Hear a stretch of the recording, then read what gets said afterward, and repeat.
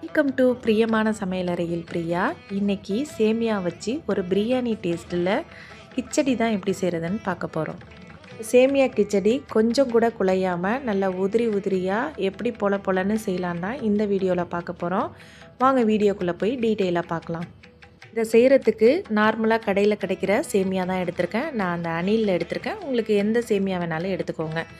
எப்போவுமே ரோஸ்டடுன்னு போட்டிருக்கோம், இருந்தாலும் நீங்கள் ஒரு ஃப்ரை பேனில் போட்டு லைட்டாக வறுத்துட்டு அதுக்கு பிறகு சேருங்க. செய்யும்போது கிச்சடி குழையாமல் நல்லா உதிரியாக கிடைக்கும். இது ஒரு பேனில் கொஞ்சம் எண்ணெய் விட்டு கடுகு உளுந்து சேர்த்துருக்கேன். ஹோல் ஸ்பைசஸ் கொஞ்சம் எடுத்திருக்கேன். பட்டை, கிராம்பு, கல்பாசி இது போல் எடுத்துக்கோங்க. பெரிய வெங்காயத்தை நீல வாக்கில் கட் பண்ணி சேர்த்துருக்கேன். 2 பச்சை மிளகாயையும் 2ஆக கட் பண்ணி சேர்த்துருக்கேன். இதுக்கு காரம் பச்சை மிளகாய் மட்டும்தான். கொஞ்சம் போல் தக்காளி, ஒரு தக்காளியை இது மாதிரி கட் பண்ணி சேர்த்துருக்கேன். இது எல்லாத்தையும் நல்லா சிம்லையே வதக்கி கொடுங்க.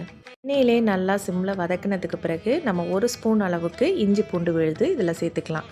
இதையும் சேர்த்து நல்லா வதக்கி கொடுத்துருங்க, அதோட பச்சை வாசனை போகிற வரைக்கும். இது ஒரு பாதி கேரட்டை இந்த மாதிரி கட் பண்ணி சேர்த்துக்கோங்க. கொஞ்சம் பொடியாக கட் பண்ணி சேர்த்துக்கோங்க. நான் ஃப்ரெஷ் பட்டாணியை இந்த மாதிரி எடுத்திருக்கேன். நீங்கள் ஊற வைக்கிற பட்டாணியாக இருந்தால் குக்கரில் வேக வச்சுட்டு இதோட சேர்த்துக்கோங்க. இது எல்லாத்தையும் நல்லா வதக்கிடுங்க. நான் பீன்ஸ் வேறு எதுவும் சேர்க்கலை, இதில் வெறும் கேரட்டும் பட்டாணியும் சேர்த்துருக்கேன். இது 2ஓட கலருமே ரொம்ப நல்லாயிருக்கும். அடுத்து இதில் கொஞ்சம் போல் மஞ்சத்தூள், ஒரு 4 புதினா இலை, கொஞ்சம் மல்லிக்கீரை இதோட சேர்த்து வதக்கும்போது வாசனை ரொம்ப நல்லாயிருக்கும். இதை நல்லா வதக்கினதுக்கு பிறகு நம்ம தேவையான அளவு தண்ணி சேர்த்துக்கலாம்.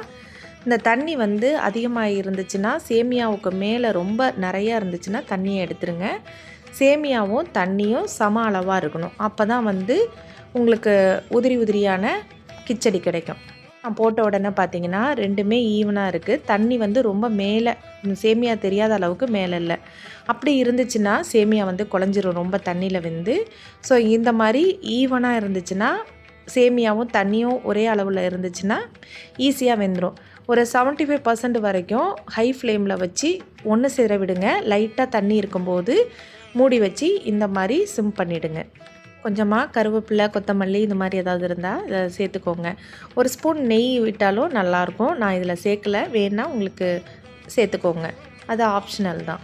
இந்த மாதிரி நல்லா கிளறி கொடுத்திங்கன்னா பாருங்கள், அடியில் ஒரு சொட்டு கூட தண்ணி கிடையாது. நல்லா உதிரியாக வரும். இதோட ஸ்ட்ரக்சரை நான் காட்டுறேன், பார்த்தாலே உங்களுக்கு தெரியும்.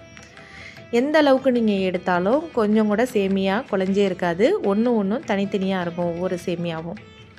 அசல் பார்க்குறதுக்கும் சாப்பிட்றதுக்கும் பிரியாணி போலயே இருக்கும். பசங்க நூடுல்ஸ் எல்லாம் சாப்பிட்ணுன்னு ஆசைப்பட்றப்ப இந்த மாதிரி சேமியாலேயே ஹெல்த்தியாக செஞ்சு கொடுங்க. உங்களுக்கு விருப்பப்பட்ட காய்கறிகளை கூட இதில் சேர்த்து செய்யுங்க, ரொம்ப நல்லாயிருக்கும். மீல் மேக்கர் கூட இதில் இடையில சேர்த்துக்கலாம், சிக்கன் மாதிரி இருக்கும். பேர் சேமியா கிச்சடி செய்யும்போது, உப்புமா செய்யும்போது சேமியாவை தண்ணியில் போட்டு அவிச்சிட்டு அதோட தண்ணியெல்லாம் எடுத்துகிட்டு அதுக்கு பிறகு செய்வாங்க. அந்த அளவுக்குலாம் செய்யணுன்னு அவசியமே கிடையாது. இட்லி பானையில் கூட வச்சு அவிச்சிட்டு செய்வாங்க, அவ்வளோலாம் செய்யணுன்னு வேணாம். இந்த மாதிரி தண்ணியும் சேமியாவையும் சம அளவில் வச்சிங்கன்னா ரொம்ப கரெக்டாக பர்ஃபெக்டாக வரும். சைடிஷாக ஒரு தேங்காய் சட்னியோடு வச்சு சர்வ் பண்ணுங்கள், ரொம்ப நல்லாயிருக்கும் இதோட டேஸ்ட்டு. இந்த மாதிரி ரெசிபீஸ்லாம் வேணும்னா தொடர்ந்து பிரியமான சமையலறையை ஃபாலோ பண்ணிகிட்டே வாங்க.